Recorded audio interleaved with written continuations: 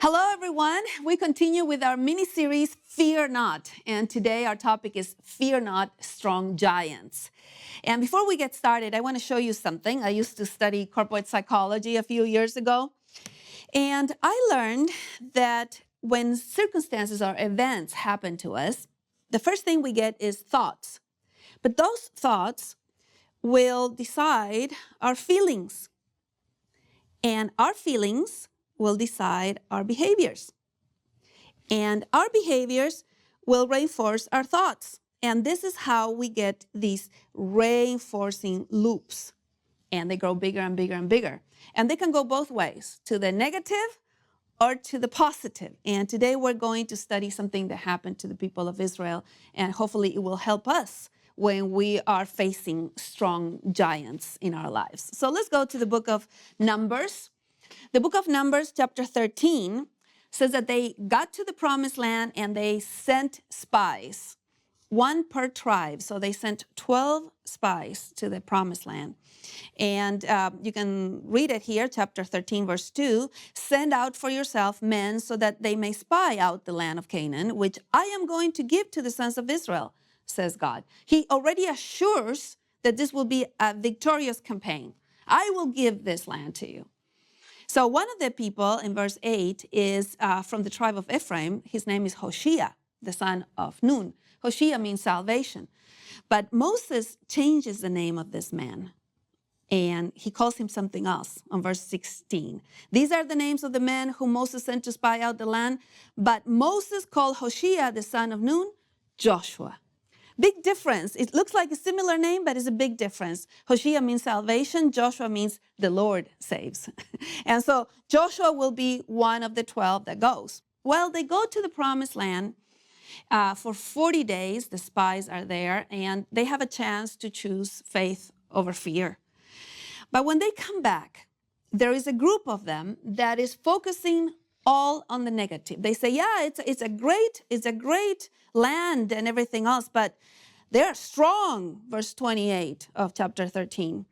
They have cities that are fortified, and they're very large. And then they continue saying, and there's giants there. And I'm going to read on verse 32.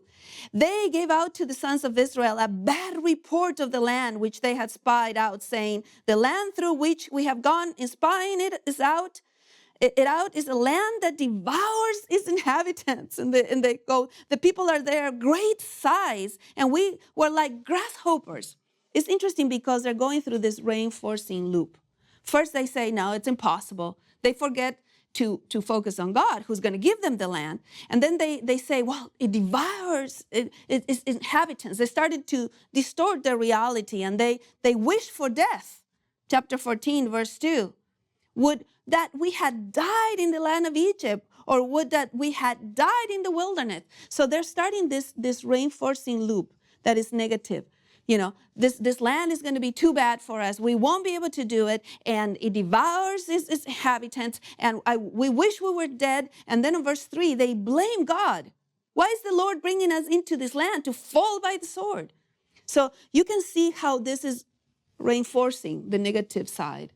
Eventually, they rebel against God on verse 4, and chapter 14. They said, let us appoint a leader and turn back to Egypt. And then at the end of this section, in verse 10, they take stones and they want to stone Joshua and Caleb, who have a positive report. So 10 of them have a negative report. Now, what is interesting about this is that the opposite also happens. If you're going the other way, you reinforce the other side. Because if your thoughts are with God and with His power and what He can do, then you do the circle the other way. And that's what happened to two of the spies, Joshua and Caleb. And they said, focus on God. He's with us. Chapter 14, verse 8. If the Lord is pleased with us, then He will bring us into this land and give it to us, a land which flows with milk and honey. And then they said, don't rebel against the Lord. Do not fear.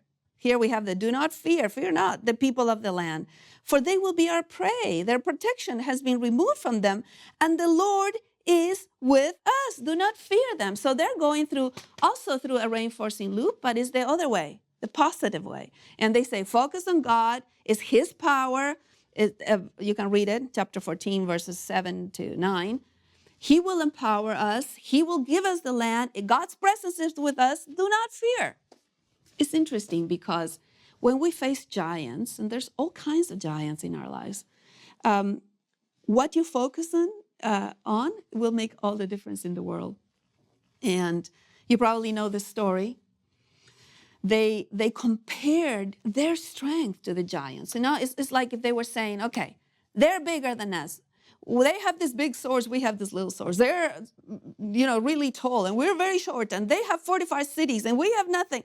If you're going to face your giants comparing your strength with their strength, you're never going to make it. You got to compare your giants with your God's strength, not with your little sword. And so they had to go 40 years in the desert, 1 year per day that they didn't trust the Lord. And 40 years later, Joshua and Caleb did come into the promised land. Nobody else did, of the adults, of the whole people of Israel that did not trust the Lord. And it's interesting because Joshua led the people of God into the promised land 40 years later. And again, he made a fortified city, Jericho, the first one. And again, he said the same thing in Joshua 6:16. He said, the Lord has given us the city. So he knew to focus on God. This is very important because the name Joshua, the Lord saves, is the same name in Greek as there's a Hebrew name for the Greek name Jesus. It's the same exact name, Joshua and Jesus. And of course, Jesus would be the one who would get us into the promised land. Remember when the angel said, you shall name his name Jesus, chapter 1 of Matthew, because he will save his people from their sins. Jesus is the one who got us into the promised land. And we're on our way there, but it's a sure thing because he has promised it. He's the one who is going to give us the land.